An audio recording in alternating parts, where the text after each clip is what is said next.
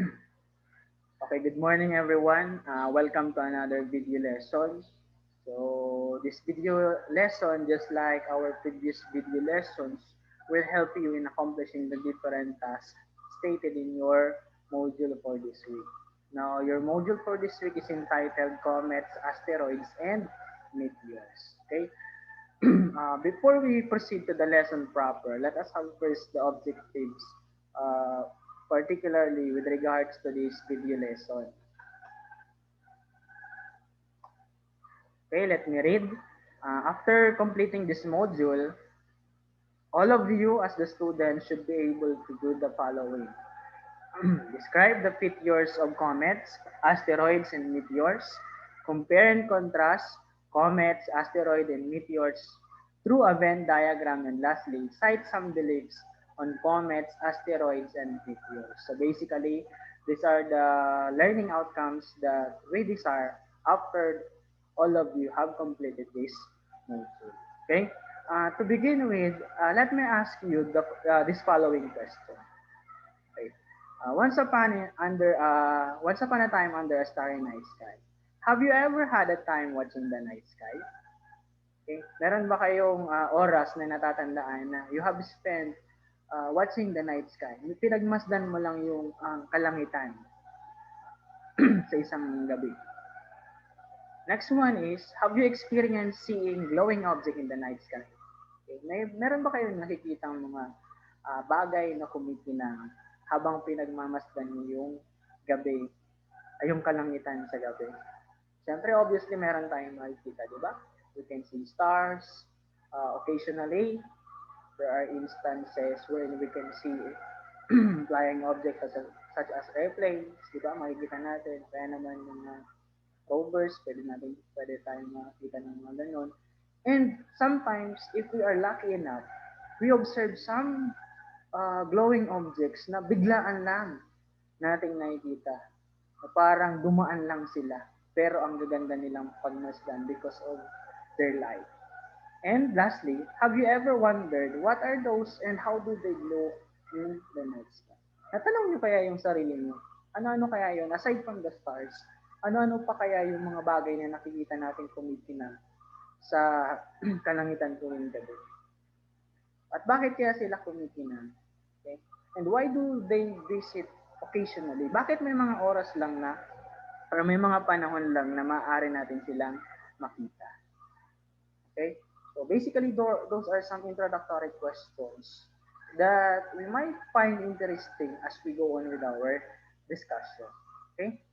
Now, basically, what we are going to talk about in here, in this particular video lesson, are some of the members of the solar system. Now, we all know, I know that all of us are very familiar with the solar system, di ba? Sabi natin, solar system, it is found in the Milky Way galaxy. It is the system composed of the sun, the planets, and the moon, and its other members. Wherein, yung members ng solar system are orbiting around the sun. And we are all familiar with the planets as well as the moon. Pero sometimes we are not quite familiar with other members of the solar system. Now, aside from the planet, the sun, and the moon of the different planets, okay, meron pa tayong ibang mga members. We have the so-called the asteroids, the meteors, and the comets. Okay? Sila, together with the 8 planets, with their respective moons, as well as the sun, they comprises the solar system. Okay? Now, let us have first the comets. Okay? Alisin ko lang muna ito. Now, comets, where do they came from? Saan kaya galing ang mga comets?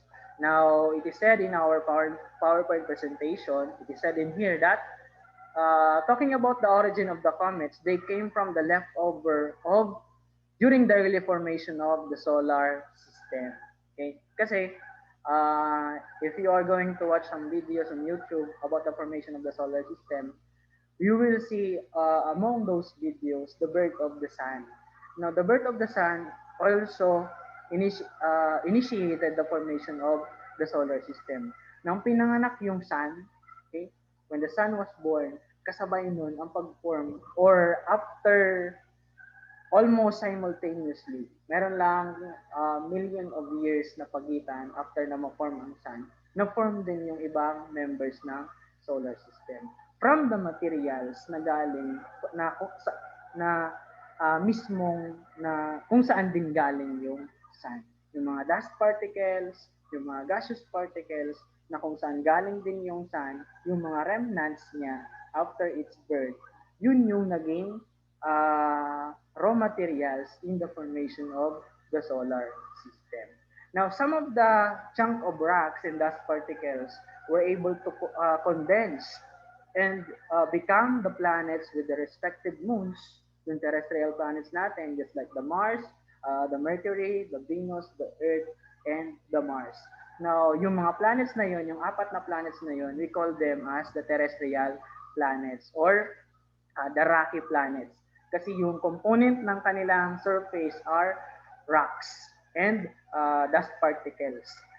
Now, talking about the rest of the planet, mula sa Jupiter, Saturn, Uranus, and Neptune, the main component of their body naman or of their surface naman are gaseous substances or particles. Bakit ganon? Bakit yung mga terrestrial planets are composed of rocks at bakit naman yung mga gaseous planet are composed of mostly gases? Paano nangyari yon? Basically, if I will ask you, alin ang mas mabigat? Is it the rocky substances or the gaseous substances? Okay, surely you will answer me na mas mabigat yung mga rocky substances, yung mga rocks, kumpara sa mga gaseous substances or gaseous particles.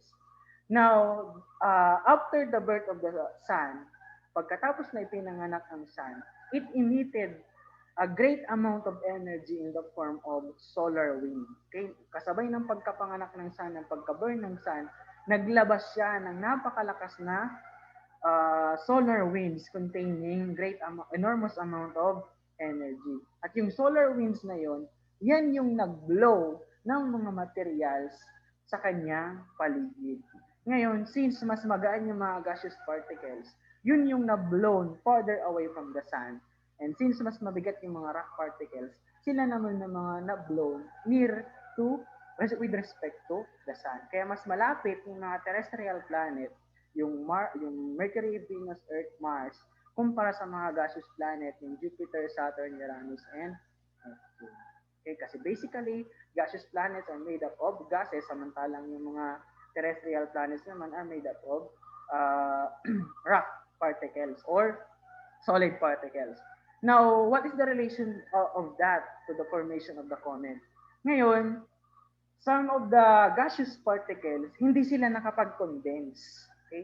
They were not able to condense and they were not able to become planets. Okay? Ngayon, yung mga leftover na mga materials, yung mga fragments of rocks that were blown away, that were not able to become planets, as well as the gaseous substances that were not blown away and were not able to become planets, na confine sila in a region extending from the orbit of the planet Neptune na ang tawag natin ay Kuiper Belt and the Oort Cloud. So basically, saan galing ang mga comets? Galing yan sa mga gaseous and mga dust particles na left over during the formation of the solar system. At bakit sila matatagpuan sa Kuiper Belt and the Oort Cloud, which are located beyond the orbit of the planet Neptune? Ibig sabihin, napakalayo sa sun kasi they were blown away by the solar wind after the sun was born. Okay? Kaya yan yung origin ng mga comets. Not just the comet, also asteroids and meteors. Kaya lang yung pinag-uusapan natin in this particular slide are the comets. So yan, remember this one, comets, saan sila galing? Where do they originated? From the leftover of the formation, during the formation of the solar system. And matatagpuan sila sa area extending beyond the orbit of the planet Neptune known as the Kuiper Belt and the Oort Cloud. Okay nga, let us move on to the size of the comets. Now, there are comets which are almost the size of mountain, pero meron din mga comets na mas malaki pa kumpara sa mga mountain na meron tayo sa ating planeta. Okay? Ibig sabihin, talking about the size of the comets, they vary. Merong mga comets na relatively smaller than our planet, pero may mga comets na sometimes is as large as our planet. Okay? Okay, talking about the composition of the comets naman. Okay? Now, comets are composed of ice, dust, small small and rocky particles. Okay, bakit ganun yung composition ng tawag dito? Bakit ganun yung composition ng comets? Now, there are some facts about our solar system. Okay, number one fact about the solar system is that if we move away, if we move farther away from the sun, yung temperature nag-decrease siya. Ibig sabihin, if we move away as we move away from the sun, habang lumalayo tayo sa sun, yung temperature lumalamig siya ng lumalamig. And extending another fact about the solar system, extending beyond the planet Neptune, meron mga yung sinasabi ko nga sa inyo, mga leftover during the formation of the solar system. Mga tira-tirang mga materials na that were not able to become planets, that were not able to become moons during the formation of the solar system. Meron tayong mga boulders of rocks na matatagpuan in that area extending beyond the planet, the orbit of the planet Neptune. Kaya naman, ang comets, kapag if you will have a picture of a comet, just like this one, para yung, tawag dito, para yung Magnum ice cream, di ba? Ang Magnum ice cream, yung vanilla ice cream niya inside is coated with chocolate. Yung chocolate flavor yung binili natin. Okay? Ano yung itsura ng comet? Okay, yung in analogy sa Magnum ice cream, yung vanilla flavor, yung vanilla ice cream, in a comet, those are the rock, the boulders of rock.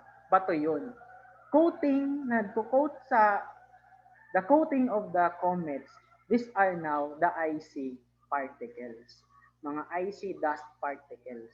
Bakit icy yung coating ng comets? Kasi nga yung temperature natin as we go beyond the planet Neptune, lumalamig na siya. That is responsible for the formation of ice on the surface of rock of comets.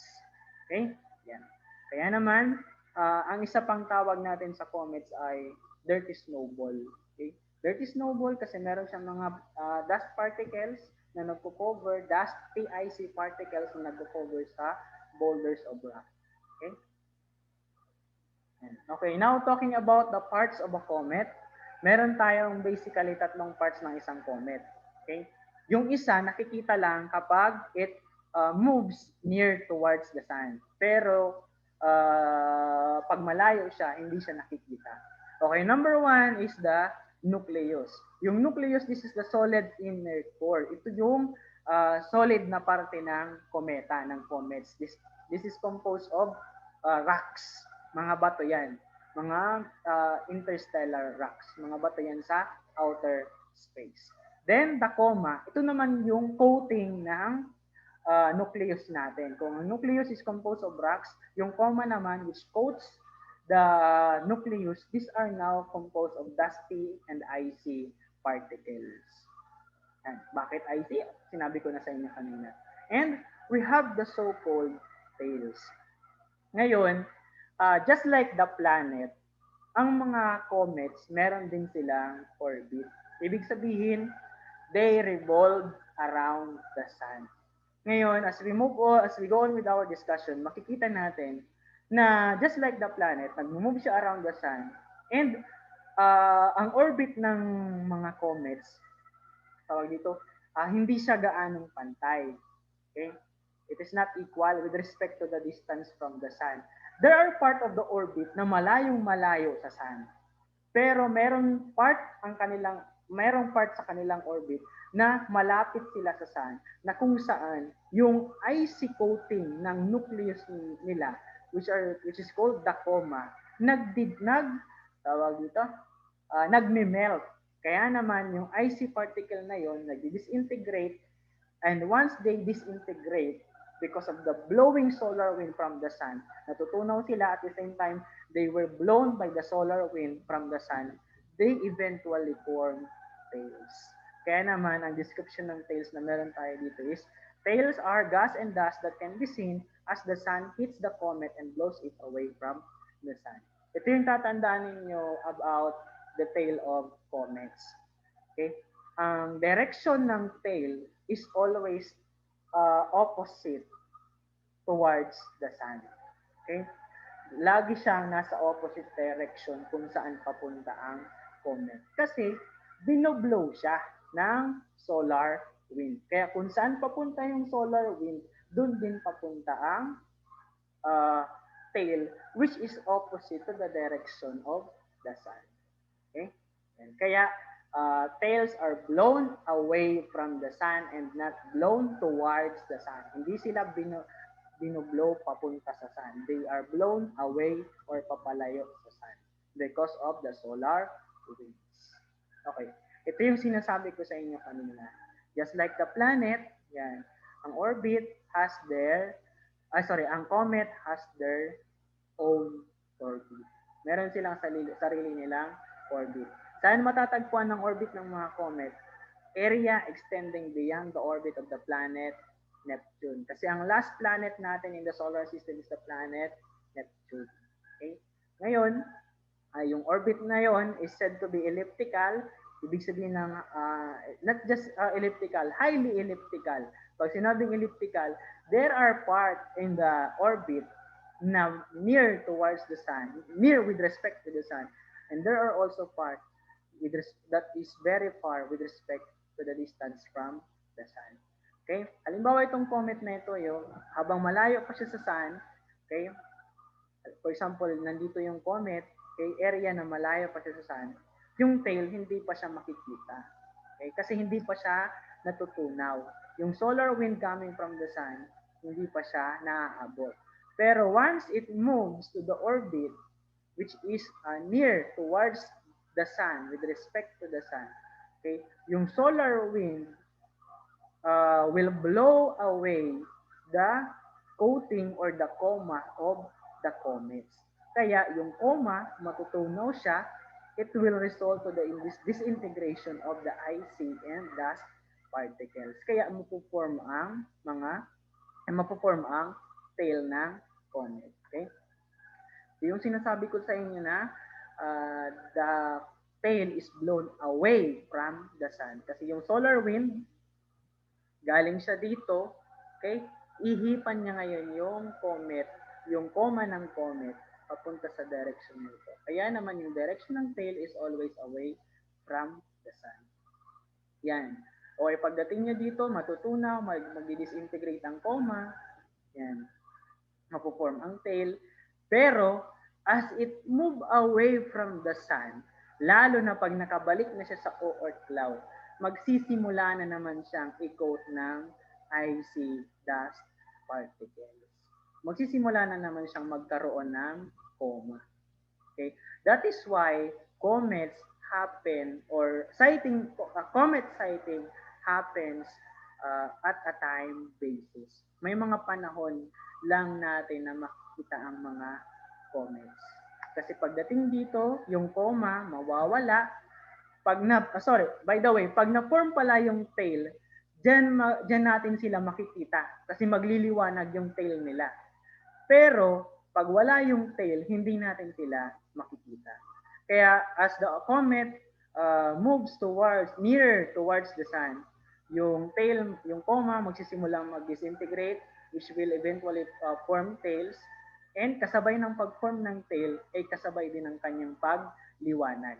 Kaya nakikita natin ang comet na kumikinang sa kalangitan.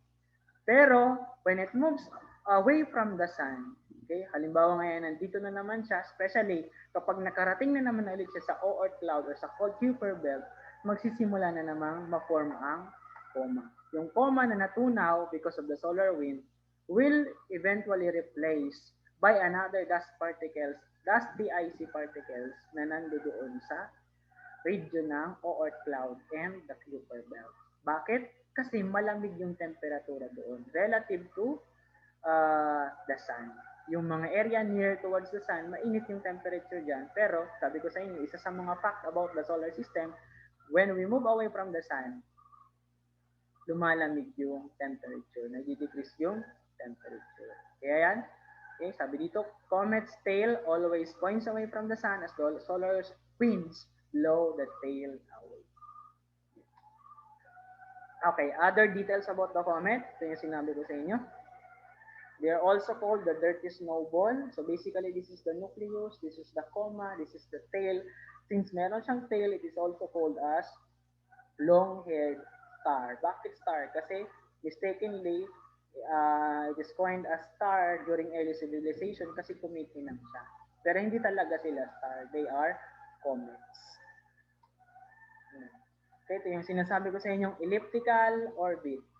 There are part of the orbit na malayong malayo sa sun, pero there are part of the orbit na masyadong malapit sa sun. Kapag ang comet, sabi ko sa inyo, tulad ng mga planets, umiikot ang comets around the sun. When it moves to the orbit near towards the sun, nagsisimula na diyang matunaw ang coma.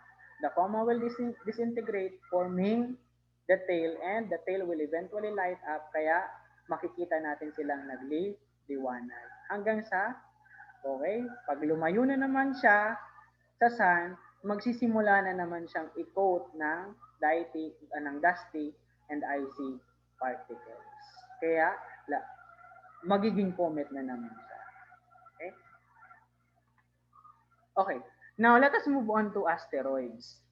Now, asteroids, just like the comets, they are also some of the members of the solar system. Saan galing ang asteroids? Now, asteroids are found in the asteroid belt. Saan natin makikita ang asteroid belt? It is an area located in between the planet Mars and the planet Jupiter. Yan. Okay, size of the asteroid.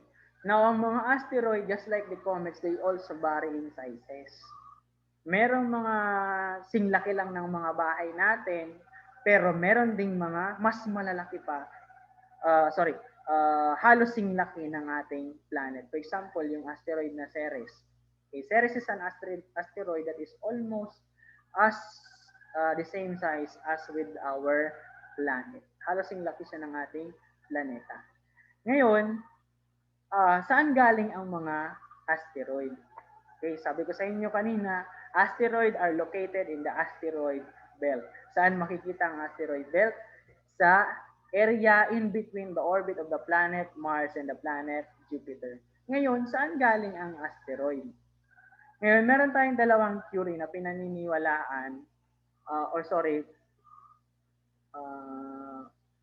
theory na pinaniniwalaan about the origin of the asteroids. Number one, sabi daw,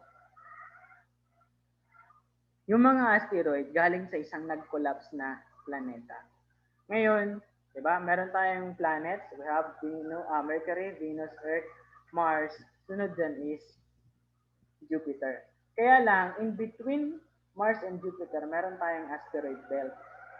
Ang asteroid belt is composed of trillions of boulders of rock na even nagbabari sa mga sizes, and some are almost with the same size as our planet. Iba-ibang sizes ng mga rocks ang nandoon na ang iba ay halos yung laki na ng ating planeta. Isa sa mga pinaniniwalaang theory about the asteroid is that it is remnant of once a planet. Galing daw siya sa isang nawasak na planeta because of the massive gravitational pull of the Jupiter as well as the massive gravitational pull of the Sun. Ngayon, because of the gravitational pull of the two heavenly bodies, the Sun and the Sun and the planet Jupiter, nawasak yung planeta na yun. O kaya naman, another theory is that it is said to be na yung mga asteroid are just like comets, hindi sila nakapag-form ng they were not able to eventually become planets. Okay? Relative to the distance of the sun, medyo mahina na yung gravitational pull, and because of that, yung mga boulders of rock na yon, which are called the asteroids, they were not able to become planets. So basically, those are the two theory about the origin of the asteroid. Una, galing sa isang planetang nawasak. Pangalawa, sila ay mga uh, rock na boulders of rock that were not able to become planet.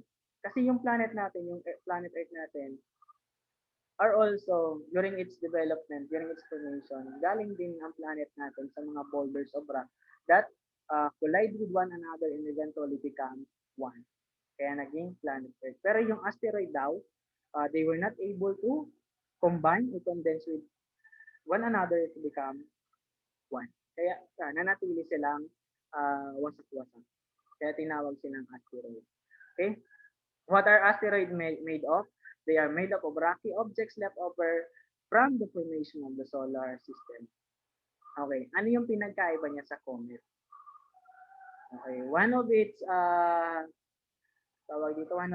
major difference is that yung comet, it is coated with dusty ice particle known as the coma. Samantalang yung asteroids, they are not coated with icy particles. Hindi siya nako-coat ng icy particles. Kasi kung titingnan natin yung distance from the sun, okay, malapit pa siya sa sun. Kaya naman yung temperature niya mainit pa. And therefore, yung ice, hindi siya nakapag-form. Kaya unlike the comets, asteroids are not coated with ice.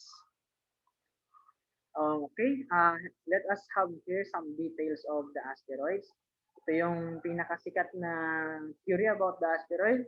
Sabi daw, there was a very large asteroid that once hit our planet and caused mass extinction of life during Triassic and Jurassic period, or the period wherein the dinosaurs are ruling and roaming the planet. Yan yung isa sa mga pinakasikat na theory about dinosaurs extinction as well as asteroid. Nagkaroon ng isang collision between planet Earth and a very massive asteroid that caused the mass extinction or pagkawala ng napakaraming species of life. Not just the dinosaurs but also some species of early birds, early amphibians, and early mammals. Kaya sila nawala. Okay? Now, we also have here, just like the comets, ito yung pagkakaparehas niya with respect to comets. Ang asteroids, they also have very elliptical orbit. Ibig sabihin, may area na malapit sa sun, meron ding area na malayo sa sun. Meron tayo ditong cited examples of comet. We have the Ceres, we have the Pallas, and we have the Vesta. Yung Ceres, sabi nga, one of its early category is, it is classified as dwarf planet. Kasi, it was almost as the same size of the planet Pluto. And, it is possible na meron pang mga asteroid na singlaki ng ating planeta. Kasi maraming asteroid ang makikita sa asteroid belt with varying sizes from the size of our house to the size of our planet. Possible na merong mga asteroid na singlaki ng ating planeta. Okay? Okay, now let us move on to meteoroids. Unang tanong, where do meteors come from? Saan galing ang mga meteoroids? Okay, sabi dito, they are broken pieces of comets and asteroids. Okay? Diba? Kung babalikan natin, unahin muna natin yung comets. Kung babalikan natin, yung comet travel in an elliptical orbit around the sun. Ngayon, since elliptical orbit siya, merong mga area na malayo sa sun, merong area na malapit sa sun. Ngayon, ang comet, ikot siya ng ikot sa sun. Relatively, yung composition niya, sometimes humihina din. Kagaya rin siya ng mga rock particles sa planet natin. Nang after sometimes, humihina din yung composition nila. Ngayon, pero ito yung fact na yung solar wind, they are constantly blowing in all directions from the sun. Ngayon, mahina na yung composition ng comet natin. Sometimes, the blowing solar wind causes some parts of the comet, especially the nucleus, to disintegrate. Diba yung nucleus, sabi natin kanina, this is the solid part of the comet. Ito yung part ng comet na binubuo ng solid part, which is especially rocks. Okay, mga boulders of rocks. Ngayon, dahil sa paulit-ulit na journey niya around the sun, humina na yung composition ng nucleus ng comets. And there are times, because of the blowing solar wind, some parts of the comets, especially the nucleus, are blown away and disintegrate. Ngayon, sometimes, yung mga nag-disintegrate na rock particles, okay, they fall into planets just like the planet that we have, the planet Earth. Sometimes yung mga rock fragments na galing sa comets, because of the blowing solar wind, they fall into our planet. Okay? So yan ang isa sa mga pinagmula ng meteoroids from the disintegration of nucleus of comet. Another one is they can also come from asteroids. Diba? Balikan natin ng asteroids. Saan matatagpuan ng asteroid? They can be located in the asteroid belt. Ngayon, sa asteroid belt, we have trillions of asteroids that we can see. Sometimes, yung mga asteroids na yun, nagko-collide with one another. For example, a very large asteroid collide with relatively small asteroid. So, anong mangyayari? Matutulak ngayon yung relatively maliit na asteroid. And sometimes, yung natutulak, after the collision, some of the asteroids get derailed from their orbit. Nawawala sila sa orbit, which is the asteroid belt. And sometimes, yung mga asteroid na yun na nawala sa orbit, they fall into some planet, including the planet Earth. Kasi yung mga planet natin, they also have their gravitational pull. Okay? That gravitational pull causes lighter objects or relatively less mass objects to be pulled towards them. Kaya sometimes yung mga asteroid na nawawala sa orbit ng asteroid belt napupunta sa planet natin. Okay? And those fragments, they are called meteoroids. Okay? So, meteoroids, they are broken fragments of comets and asteroids. Tandaan niyo yan. Okay, sizes of meteoroids. Relatively, they are smaller than comets and asteroids kasi nga, galing sila dyan. They are remnants of those two heavenly bodies, the comets and the asteroids, from which they come since they are broken pieces of this. Okay? Meron tayong isa sa mga pinakasikat na meteor shower. We have the Perseid meteor shower which happens every August. Okay? It is which has been observed for 2,000 years. Sa loob ng 2,000 years, every August, every month of August, makikita natin ang Perseid meteor shower. Bakit siya tinawag na Perseid meteor shower? Kasi galing siya, it is located in an area wherein the constellation Perseus is located. Kaya Perseid. Kasi trivia lang, yung kalangitan natin, nahati yan sa mga boundary. Ang mga boundary na yon ang tawag natin ay constellation. Ngayon, kung saan boundary galing yung meteor, yun din yung pangalan nila. Perseid meteor, they came from the area or boundary called the Perseus constellation. Okay? Trivia lang yan. Okay, composition of meteoroids, they are rock and dust. Kasi nga galing sila sa asteroid and comets, which both contains solid particle. Okay, ito yung tatandaan natin with respect to meteors, meteoroid, and meteorite. Kasi some of the students are quite confused with regards to these three terms. Okay? Ito yung tatandaan natin. Meteoroid are chunk of rock or dust in space. Pag sinabi nating meteoroid, ito yung mga fragments na galing sa comets and asteroids na nasa space pa. Ibig sabihin, nasa kalawakan pa. Ngayon, ang meteor naman, these are the streak of light made by meteoroid burning up in the planet as atmosphere. For example, kung tumama siya sa Earth, masusunog siya sa Earth's atmosphere. Ngayon, pag sinabi natin meteor, ito na yung liwanag na nakikita natin because of the burning of the meteoroid that enters our atmosphere. Ito naman, meteorite naman, ito naman yung fragment of meteoroid that hits the Earth's surface. Okay, para mas maintindihan natin, let us have this one. Chunk of rocks found in space, which are fragments from broken comets and asteroids, pero nasa space pa sila, ang tawag natin ay meteoroid. By the way, this is space. Ito yung Earth's atmosphere. Ito naman yung Earth's surface.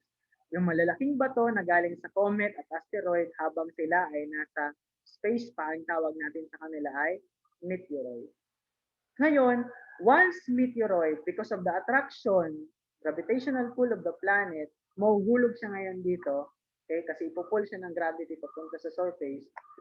Okay? Yung meteoroid natin, it will enter our atmosphere. And once it hits the atmosphere, tandaan ninyo na yung atmosphere natin is composed of different layers. We have the troposphere, we have the stratosphere, we have the exosphere, we have the ionosphere. Now, yung iba't ibang layer ng ating atmosphere, they have varying density. Kumbaga, magkakaiba-iba sila ng kapal, in simple words. Ngayon, once a meteoroid enters the Earth's atmosphere, because of the varying density, the meteoroid will burn. Okay? Masusunog ngayon yung meteoroid.